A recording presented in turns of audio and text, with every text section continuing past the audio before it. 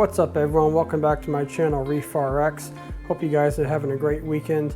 I just wanted to bring you a quick update on the Waterbox 110.4 and also my Berghia Nudibranch breeding system that I have going. I'm super excited to share the update on that. It has some really good growth in that, so we'll share that in a bit here, but we'll get into the Waterbox first. As always, if you guys enjoy my content, if you could please help out the channel by liking, sharing, subscribing the videos, that would be great. Helps outreach to more viewers like yourself.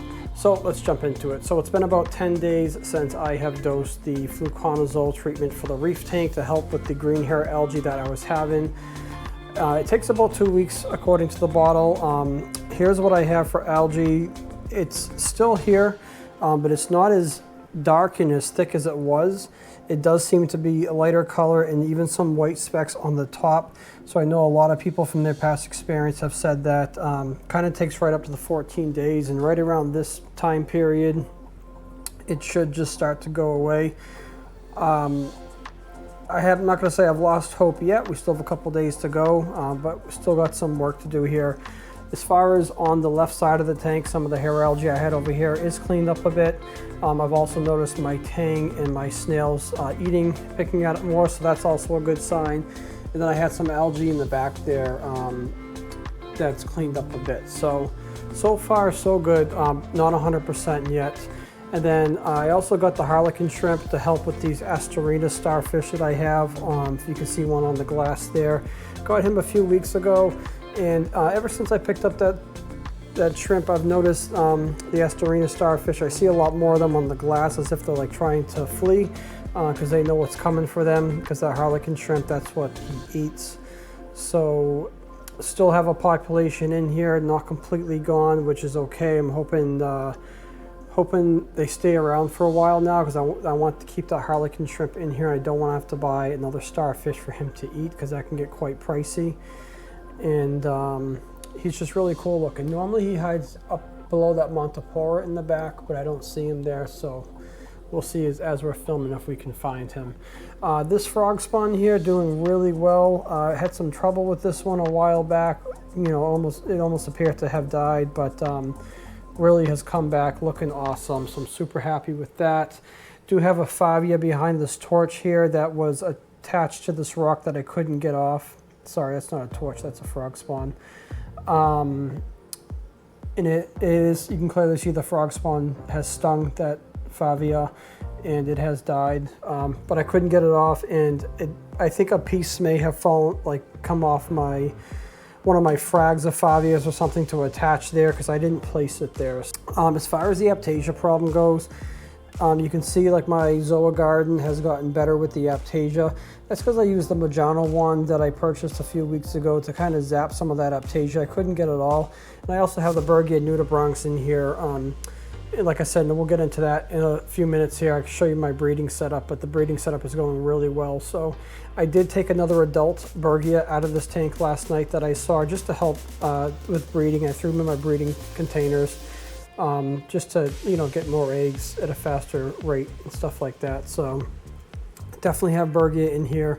It's hard for them to breed in my tank, and the reason being is I have a huge pod population, and pods will eat the Berghia eggs and they'll never have a chance to hatch. So I think I had some hatch in this tank, because I did find a smaller size Berghia the other day that most of my Berghias are pretty large, like 3/4 to an inch large. So I must have had some hatch in here, but yeah, the pod population really doesn't allow them to breed in this tank. So, which is great for the mandarin, because he has plenty of food in here. So, but there's just so many pods in here. It's really incredible. I don't buy pods anymore. I remember I used to buy pods, put them in there like every couple of weeks. I used to breed pods. Don't have to do any of that stuff anymore, because this tank has flourished with them. So other than that, tank's looking pretty good. I do have a lot of Aiptasia up on this top rock here, so they haven't had a chance to work their way up there. You can kind of see where they've worked. They've, like, this rock here on the bottom, like right there, that's cleaned up mostly. The one above it is cleaned up a bit, and this one on the right where the frog spawn is cleaned up, and that's actually where I found the 1-inch Berghia last night that I pulled from this tank. And then this on the right side, a lot of it's cleaned up here, a few small pieces of Aiptasia here and there. but for the most part, pretty cleaned up. I do find some growing in the sand once in a while. I kind of just went through my sand the other night and I picked them out, because what I'll do is I pick them out and I'll put them in my containers where I'm breeding the Berghia. But actually, if you look in the back there, it might be hard to tell, but there is one growing in the sand. So those ones are easy because I can just pluck right out, and I actually prefer them to grow in the sand so I can feed them to my Berghias. And then also, like on this frag rack, I got some right here. It might be hard to tell with some of the lighting. But the frag racks are also easy because I can pull them right out of the frag rack and put them right into either my Aiptasia breeding tank or a Berghia container. So I got some other frags I got going on over here, so these guys are looking really good. Some of these are just like pieces that fell off, other coral I had in my tank. So when I see a piece of coral break off or whatever, I'll throw it on a frag plug and just grow some frags from it. So other than that, these Montiporas I have, they're so big. I got that one there. I have one that attached to the front of this rock, and there's one on this green Monty, the purple Monty's growing on that in the back, and then I have this big one in the way back. So yeah, everything's looking pretty good here. Let's take a quick look at the sump real quick and I'll show you what's going on down there. All right, so here we are at the sump right now. And you know, I got the Red Sea Reef Mat 500 running. This thing is awesome. There is nothing better than having this in my tank. It is so much better than the Claire DI4 filter fleece rollers I was running. It pulls out so much stuff out of there, but I also have a ton of Aiptasia growing in there. Not really sure if you can see. I plucked some of it out the other night to put into my breeding Aiptasia tank.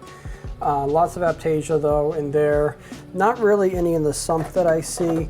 Unfortunately, I did notice that my refugium light, half of it's dead. My other one died also a while ago, so I'm down to literally a half of refugium light, so I will be in the market to purchase a new one.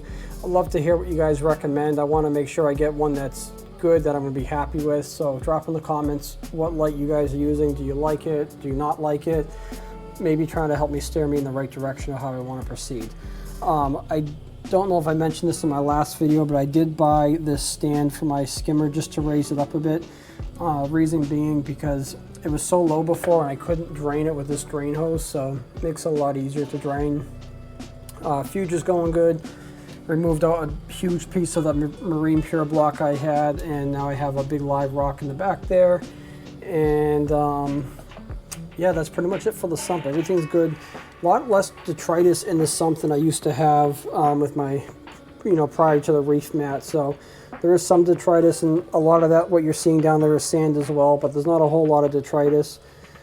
So yeah, it's definitely doing its job, and I'm super happy with it.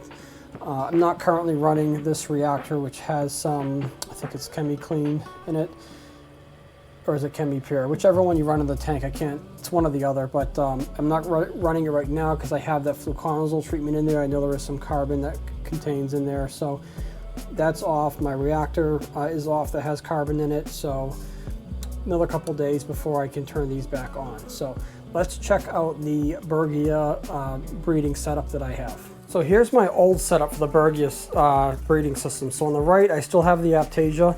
On the left was my Berghia tank. I removed them all out of there and I have them in containers, which I'm going to show you in a minute. But I'm still finding some babies, some really tiny ones that I'm plucking out of there. So I haven't taken this, drained this tank out yet.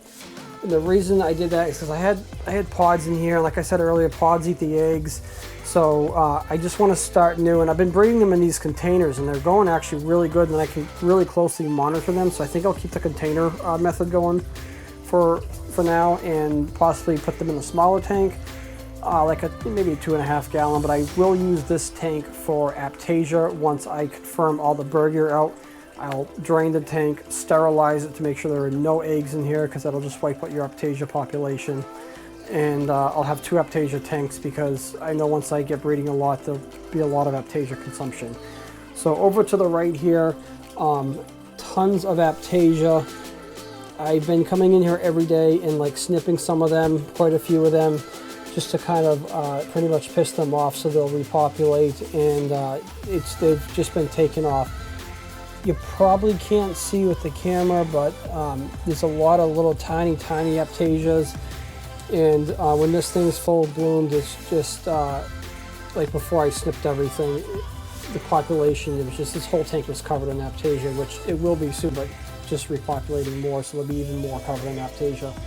I try to feed this tank about 3 times a week, maybe 4.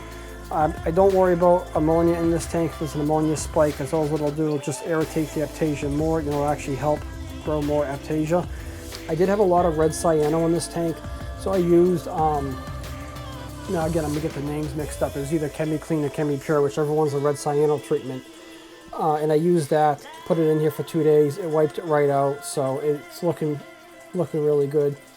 There's really not much maintenance to this other than feeding the Aiptasia, topping it off with fresh RODI water, and you know, snipping some of them every couple of days so they continue to reproduce.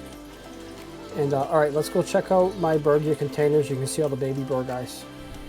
All right, so don't mind the mess on the counter, but here are my containers for the Berghia. I'll show you my adult ones first, which are in this container. So these are the ones that I've been using to lay the eggs. So once they get 2 to 3 egg sacs in here, I'll move them to another container. And then you can see there's the 3 adults there. They measure about 1 inch. Hopefully you can see it with this light. Let me try to reposition. That might be better. So you got one on the left, one on the front, and one on the bottom here, who's actually hooked up to an Aiptasia right now. So he's eating that, and you can tell they've eaten in the last 24 hours. Well, A, because there's no, A, because I know it because I see them eating the Aiptasia, but B, because they're brown. So when the Berghias are brown, like especially this guy's super brown, it means they've eaten an Aiptasia recently, and usually in the last 24 hours. If they turn white, they're not finding food, so you need to make sure you give them some more food. So that's that container. And then I have this one here that has all the baby Berghia in here. There's quite a few. Let me try turning this light off real quick. All right, hopefully this helps. There's quite a few in here. It might be hard to see. Okay, well you can see one right, you can see actually 2 up here, okay? And then there is a couple on the bottom.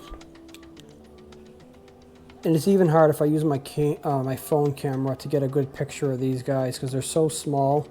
This container is a bit taller than the other one, so when I use the smaller containers, it's better because I have this magnifying glass and I can see better, but this is like a little too high, too out of focus, but we can try it. Yeah, you can see some in there. So some of these are about 1/4 inch, so they're ready to sell. And some are smaller, so they just need another week or so, but they're doing really good.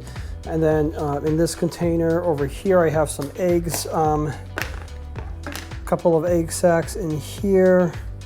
So just waiting for those to hatch and to eat these Aiptasia. But other than that, going really well. If you're looking for Berghia and you're local to my area, I am in South Shore, Massachusetts. Let me know, send me an email, let me know how many you're looking for, and I will let you know. I'll put you on the waiting. I literally have a waiting list, and I haven't even announced that these are for sale, but I have people that are interested. Mike, I haven't forgotten about you. You're coming in probably a week or 2. I'll have some for you, as you can see in here. Just got one person ahead of you. So that's it. I really hope you guys enjoyed this video. I hope you guys have a great weekend, and if you have any questions, be sure to leave them in the comments and I'll get back to you. But otherwise, I'll see you guys next time. Thanks so much for watching.